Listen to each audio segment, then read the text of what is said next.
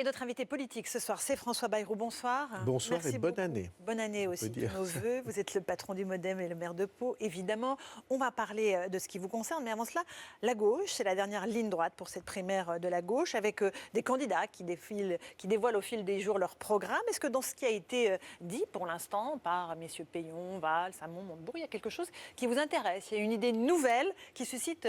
En tout cas, il y a une chose qui m'intéresse et qui n'est pas une idée nouvelle, c'est qu'on annonce des dépenses par centaines de milliards dans un pays dont on sait quelle est la fragilité des comptes. Je vous rappelle que l'engagement qui avait été pris par François Hollande, c'était qu'on retrouve la barre des 3% dès 2013 et qu'on soit à l'équilibre en 2017.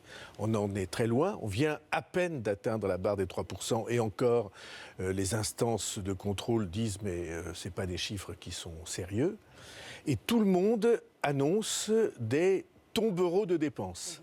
Et moi, ça me laisse extrêmement sceptique. On a l'impression qu'il y a comme ça une espèce de concours d'entreprise industrielle de chèque en blanc. Très bien. Vous pensez au revenu universel, par exemple, proposé par Benoît Hamon ? Le revenu universel reste à savoir si c'est une bonne idée ou pas, mais ce qu'on annonce, c'est 300 milliards. Pour le financer. Vous savez ce que c'est, 300 milliards? On a du mal à se faire une réalité sur ce chiffre-là. Moi aussi, j'ai du mal. Donc, tout ceci serait très sympathique si on était un pays avec des comptes en pleine forme, une économie rentable où tout le monde donnerait le maximum de lui-même. Mais ce n'est pas du tout la situation. Et ce type d'annonce a un effet, à mes yeux, un risque, ou présente un risque colossal, qui est que ça va détruire un peu plus la confiance que les Français peuvent avoir dans leur pays et que le reste du monde peut avoir dans la France. Est-ce que vous pensez que ça aussi institutionnalise le fait qu'on va rester dans une société de chômage de masse et que donc pour s'en sortir, il faudra ce revenu minimum d'existence? Je pense qu'il y a ça dans l'esprit d'un certain nombre de gens qui considèrent que le travail, au fond, c'est fini. Moi, je ne veux pas du tout partager ce sentiment. Je suis persuadé, alors vous me direz, c'est un optimisme un peu idéaliste, je suis persuadé qu'on peut améliorer beaucoup la situation du pays par une organisation différente du pays, pas en distribuant de l'argent qu'on n'a pas. Et je suis sûr, et peut-être vous l'observerez, qu'il y a beaucoup de scepticisme parmi les Français sur ce concours de promesses qui paraît jamais être achevé entre les uns et les autres, les baisses massives d'impôts pour les uns, les promesses illusoires pour les autres. Moi, je trouve qu'il y a là quelque chose qui est, qui porte atteinte à ce que la démocratie doit avoir de vérité. Normalement, une démocratie, c'est un contrat de vérité entre les responsables élus et le peuple des citoyens. Normalement, quand on dit quelque chose, ça doit être sérieux, pesé et respecté. Et on en est très très loin. Non pas que je ne pense pas qu'on puisse faire des choses. Vous savez que j'ai proposé une idée nouvelle qui est le droit à une première expérience professionnelle. Parce que quand on est jeune et qu'on sort de l'école, au fond, il y a deux sortes de situations. Ou bien vous êtes diplômé et vous avez une famille qui a des relations, ou qui connaît, qui sait comment faire, et vous trouvez un job. Ou bien vous venez d'un milieu qui n'a pas ces relations, ou bien vous n'êtes pas diplômé et vous ne trouvez rien. Et chaque fois que vous postulez à un emploi, qu'est-ce qu'on vous dit? On vous dit, mais vous n'avez pas d'expérience. Mademoiselle, monsieur, vous n'avez pas d'expérience. Eh bien, cette idée nouvelle, qui est une idée qui, elle, est finançable, parce qu'il y a des dizaines de milliards destinés à la formation professionnelle. Qui sont gaspillés ? Qui sont, je ne sais pas, en tout cas, dont on n'a pas l'impression qu'ils servent à changer les choses. Cette idée nouvelle, elle est finançable, et ça répond à ce projet que j'essaie de défendre, qui est, on peut faire beaucoup mieux dans la situation de la société française sans détruire l'équilibre de nos comptes. C'est une question d'organisation et de vision différente, de pensée différente de l'avenir. Un droit, effectivement, à la première expérience professionnelle. Juste encore un dernier mot sur la gauche. Vincent Peillon a provoqué une polémique hier soir, je ne sais pas si vous l'avez entendu, avec ses propos sur la laïcité. On va les écouter, vous allez me dire si ça vous choque ou pas. Si certains veulent utiliser la laïcité, ça a déjà été fait dans le passé, contre certaines catégories de population. C'était il y a 40 ans les Juifs à qui on mettait des étoiles jaunes. C'est aujourd'hui un certain nombre de nos compatriotes musulmans qu'on amalgame d'ailleurs souvent avec les islamistes radicaux. C'est intolérable. Qui, soyez honnête. Marine Le Pen ne fait que ça. Est-ce que ça vous choque ? Franchement, je pense qu'il ne faut pas comparer ce qui n'est pas comparable. D'abord, je vais vous dire quelque chose, il y a beaucoup de musulmans qui aimeraient qu'on les regarde comme on regarde tous les autres Français, croyants, pas croyants.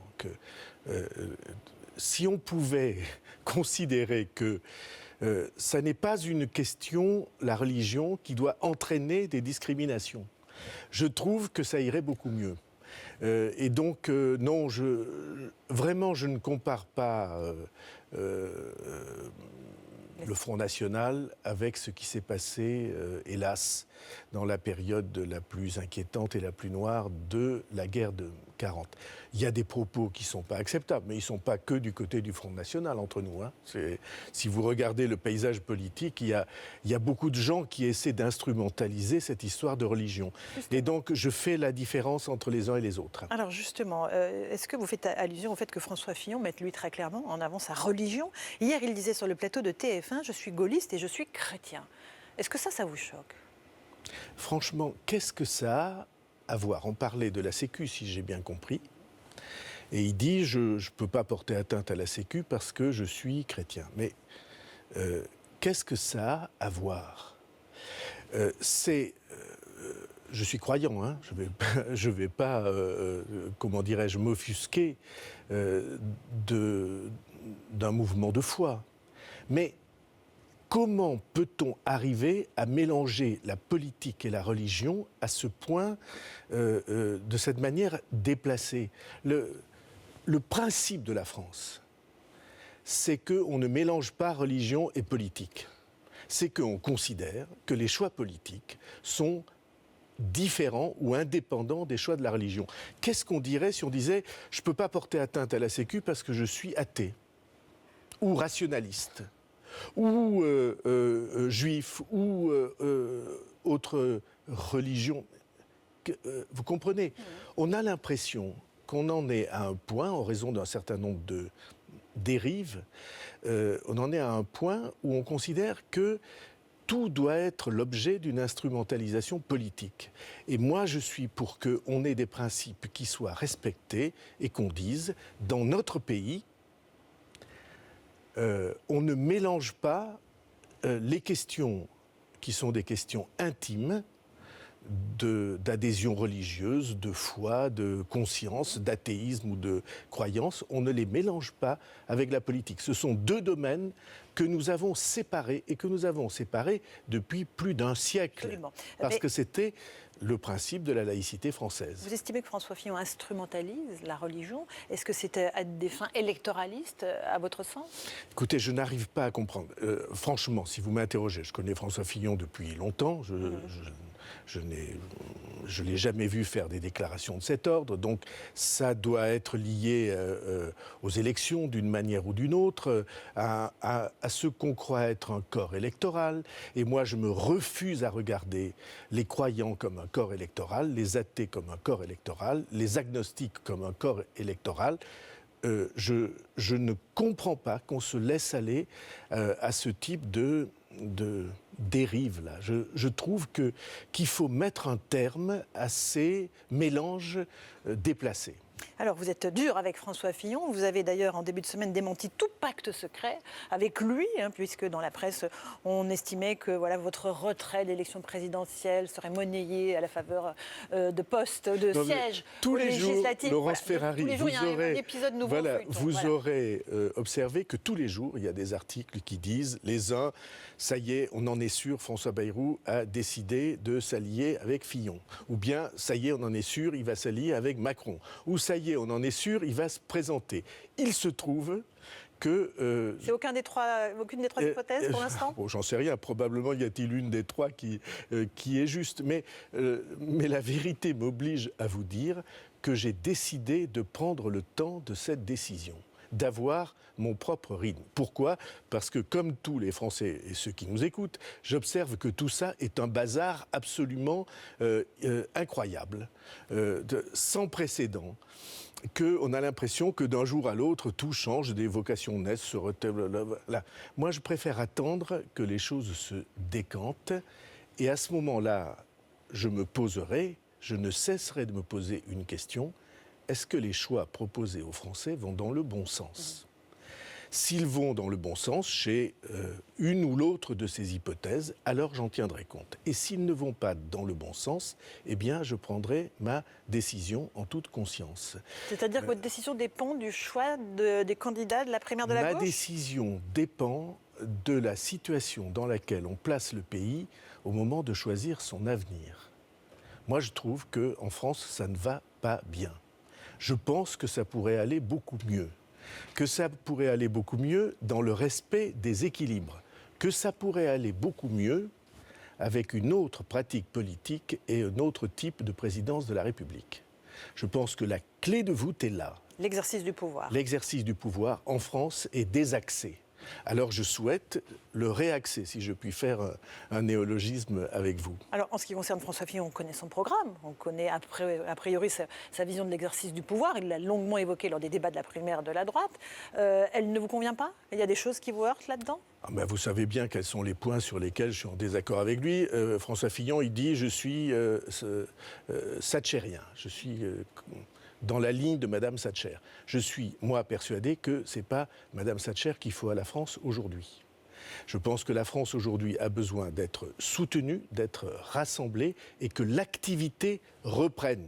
Et Madame Thatcher, les choix qu'elle avait faits, comme vous savez, ils ont fait 1,5 million de chômeurs nouveaux la première année. Je ne dis pas qu'elle n'ait rien fait de bien. Moi, je n'ai pas aimé qu'elle laisse mourir les gens de grève de la faim. Chacun ses choix. Je pense que la démocratie, c'est fait pour discuter et pour empêcher qu'on ait des glissements de cet ordre. Et donc, oui, je ne me sens pas représenté par la ligne Thatcher. Excusez-moi de dire, j'ai connu François Fillon, qui était un proche de Philippe Séguin.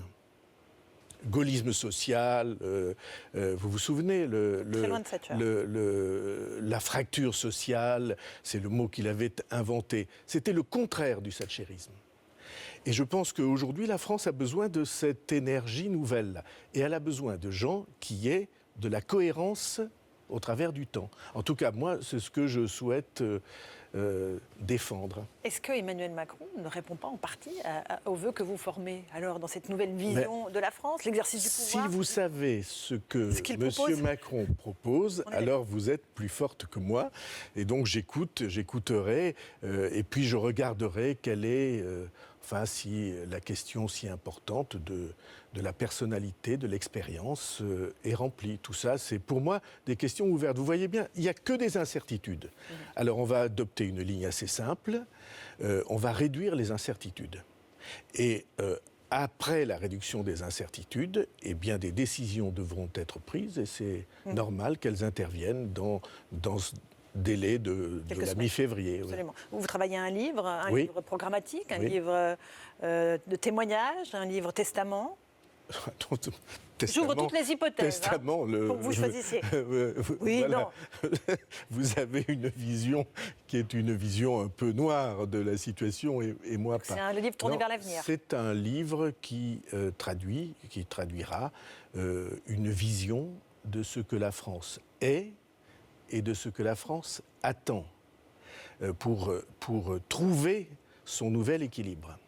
Et je pense qu'il y a de grands changements à apporter et pas nécessairement ceux qu'on nous propose. Est-ce qu'une nouvelle candidature à la présidentielle n'est pas une aventure surhumaine ? Les portes sont ouvertes. Non, franchement, non. Je vais vous dire, l'élection présidentielle est un moment formidable de rencontre avec les gens. Parce que c'est le seul moment en politique, en fait, où on vous écoute vraiment. Puis c'est le moment où des millions de gens viennent dans le secret de l'isoloir, ayant réfléchi en conscience, ayant interrogé leurs idées et leurs attentes et peut-être le côté affectif de ceux qu'ils sont. ils viennent et ils mettent votre nom dans une urne. Il y en a, je ne sais pas, 12 millions qui ont voté pour moi dans ces échéances. C'est un moment de rencontre extraordinaire avec la France. C'est quelque chose de profondément passionnant.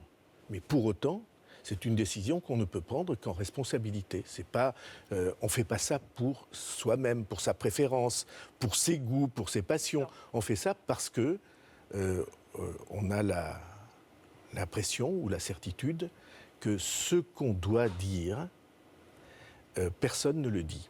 Mais est-ce que vous ne redoutez pas de manière crédible. Comme Nicolas Sarkozy ou François Hollande, les Français nous disent on sort les sortants? Eh bien, je ne suis pas sortant. Ou partenaire de 2012. Ça tombe bien, je ne suis pas sortant. Je ne le suis pas, et je ne l'étais pas la fois précédente non plus. Il se trouve que, il m'est arrivé d'approcher le seuil de l'élection. Mais je n'ai pas été choisi. Et je suis sûr, si vous faites dans votre mémoire le bilan des problèmes que j'ai soulevés et des idées que j'ai défendues sur ces dernières années, alors vous allez voir que tous ces problèmes-là, au bout du compte, la réalité, le jugement de l'histoire, comme on dit, parfois le jugement de la justice, ont donné raison à la plupart des positions que j'avais prises. Ce n'est pas un découragement, ça, c'est un encouragement. Merci beaucoup François Bayrou d'être venu ce soir sur iTélé. Dans un instant, on fait un point météo et ce sera le journal de 19h30. À tout de suite.